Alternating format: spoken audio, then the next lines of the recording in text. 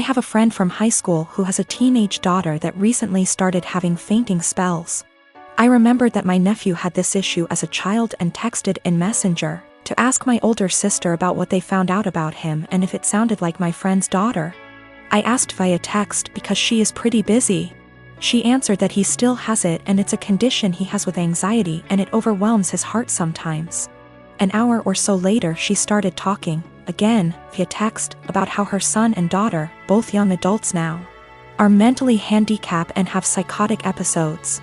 Saying that the daughter totally made up the flea issue they had in their house and her mental issues caused her to break out in hives.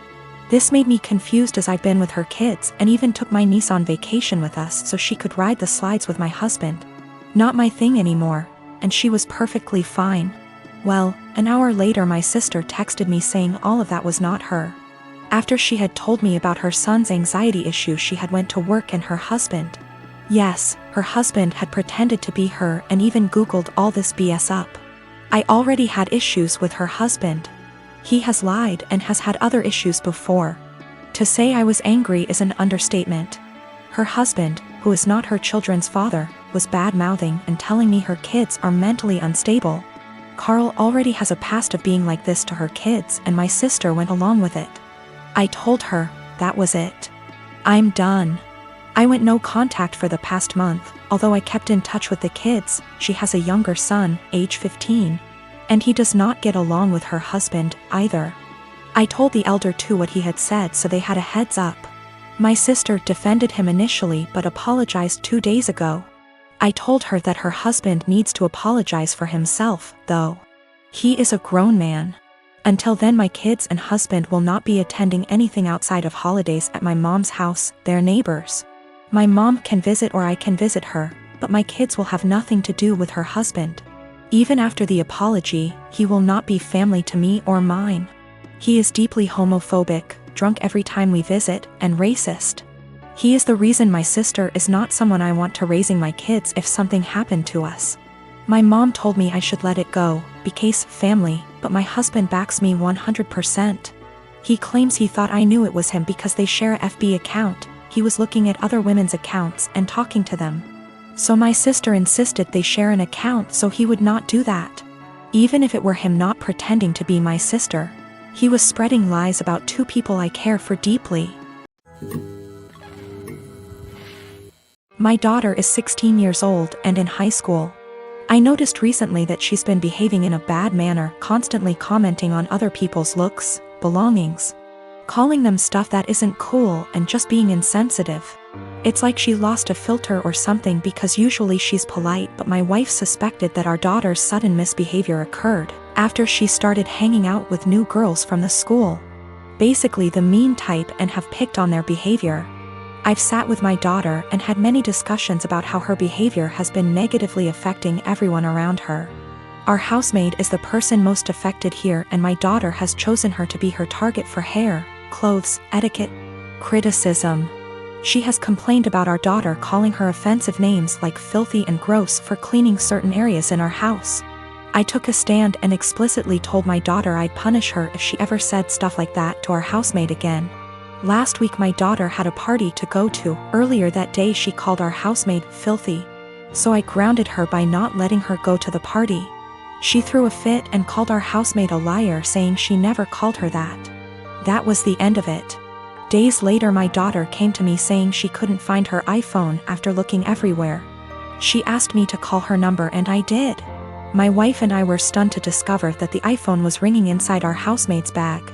I had in confrontation with her immediately and she denied and cried, saying she never touched the phone nor had any idea how it got there. I noticed my daughter calling her thief repeatedly, so I told her to stop and go to her room. I checked the indoor camera before continuing the argument and saw my daughter place her iPhone inside our housemaid's bag. I was livid. I apologized to the housemaid and gave her the rest of the day off. I then showed the video to my daughter and she was absolutely speechless. I said what she did was immoral and straight up offensive to tamper with that poor woman's livelihood over a petty party she couldn't go to. I told her she was grounded and will have to spend the night in the backyard. She is a germaphobe. But she cried, begging me to not make her sleep with the dirt, insects, and hot temp. I refused to discuss it or I'd make it 2 nights. My wife said I should go easy on her, but I said calling people filthy and accusing them of stealing wasn't okay. In fact, it was the absolute worst. I then went through with my punishment. The reason I chose this punishment was because of the fact that my daughter says she is a germaphobe and used this as excuse to insult others' hygiene and appearance. Our backyard has dirt and bugs in it, and this kind of things get her uncomfortable, but other than that the backyard is 100% safe. I am a 41 years old male, single dad with a 13-year-old daughter Lacey. My wife died in childbirth and it's just been me and Lacey all her life. My sister has been a big help in raising Lacey, and we do keep in contact with her maternal grandparents. The issue started a couple of months ago when Lacey started her period. I knew this day would come, so I spoke to my sister, my female best friend, and my mother-in-law to be well prepared. I gave her the talk with her grandmother and aunt there. I buy her pads and tampons. I even have maid and heating pads ready for Lacey when she needs them. The problem began when I began to notice a smell coming from Lacey's room. I went in to investigate and found pads and tampons openly disposed of in her wastebasket. I checked her bathroom and it was worse. She had her blood-stained undergarments in the tub. I took out her trash and did my best to get rid of the smell, but I didn't know what to do with the underwear in the tub. Later, I noticed bloodstains on the couch. It took a while of cleaning, but I got them out. I figured that was the end of that. It happened again last month, when I noticed Lacey's room was stinking again. And I saw she didn't even wash the underwear from before. The bathroom was unbearable at this point. Then earlier this week, I saw bloodstains on the couch again. I sat Lacey down and told her that she had to learn to properly dispose of her feminine hygiene products and wash her underwear, as the smell was becoming too much. And to be careful of getting bloodstains on the couch or anywhere she sits. I also noticed her sheets had a lot of bloodstains and brought this up too. I also let her know that it was okay to get blood on things as long as she washed them. And I wouldn't be upset if I saw her bloodstained items being washed. Lacey immediately blew up at me saying that periods aren't gross and that I was period shaming, and that I needed to educate myself on menstruation. I then got texts from my sister and mother-in-law scolding me for making Lacey feel ashamed of her bodily functions. But I honestly wasn't trying to convey that periods are gross. I was trying to convey that her hygiene needed to be addressed and that the smell was becoming unbearable. I just wanted to make sure that Lacey knew how to properly dispose of pads and tampons without it smelling, and that I wouldn't be annoyed if she washed her blood-stained items. We have washed the sheets with hydrogen peroxide and purchased some OxyClean for future instances should we need it. I have asked her aunt and grandmother about, and they'll be able to give her more info as different hygiene products she can use. Let me start off by saying my son, Adam, is 22 years old. Back when my ex-wife, Tori, and I were trying for kids, we found out that I was infertile. We decided we'd adopt, then about 4 months later my ex-wife is pregnant. I was thrilled because I thought maybe the doctor made a mistake. No, I was wrong. My ex-wife cheated on me and I didn't find out until 20 years later. Tori told me 2 years ago that she cheated on me.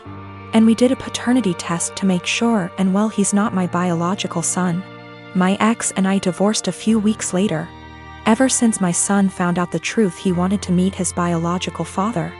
He did, and they started to become really close. It hurt me much more than I thought it would. He's an adult, he can make his own decisions, but it hurt really bad.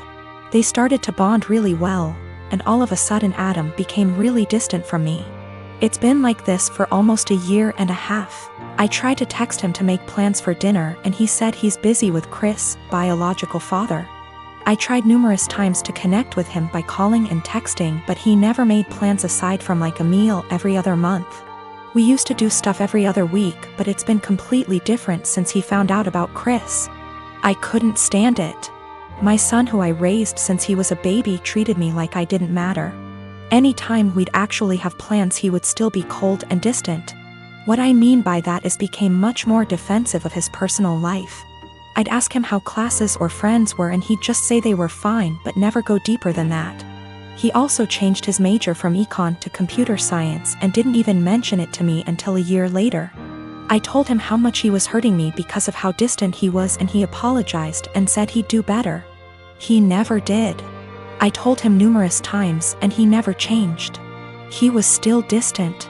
What was the final straw for me was the phone conversation I had with him last week. He said he was going to change his last name to Chris because he liked it so much and because they were close. I couldn't believe what I was hearing. I told him this. I can't believe you are going to do this. That's really disappointing to me. If you decide to change your last name, go ahead, but if you do that, then I'm no longer your father and I don't want to be involved in your life. He hung up on me.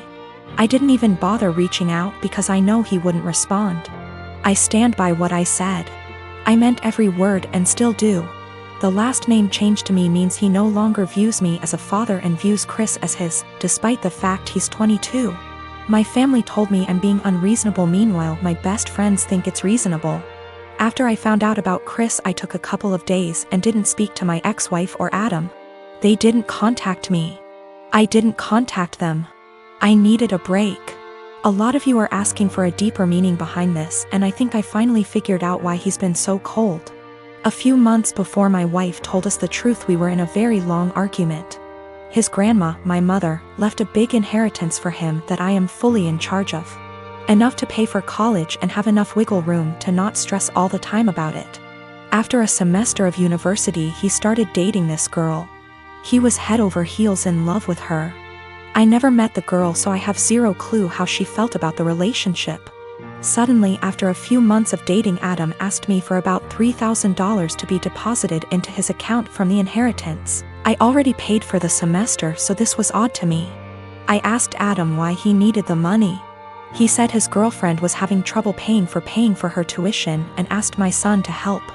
I told him no because it seemed to me that she was treating him like a piggy bank. He spent over $1,000 on her in just under a few months.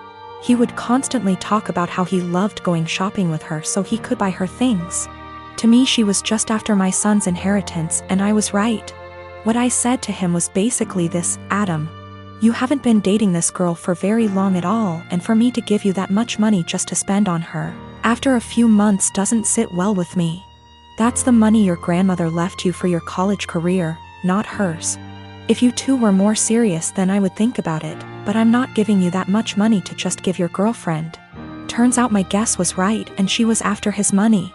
They broke up shortly after and have had an on-again, off-again relationship ever since. He was upset with me, but he eventually got over it after a few months.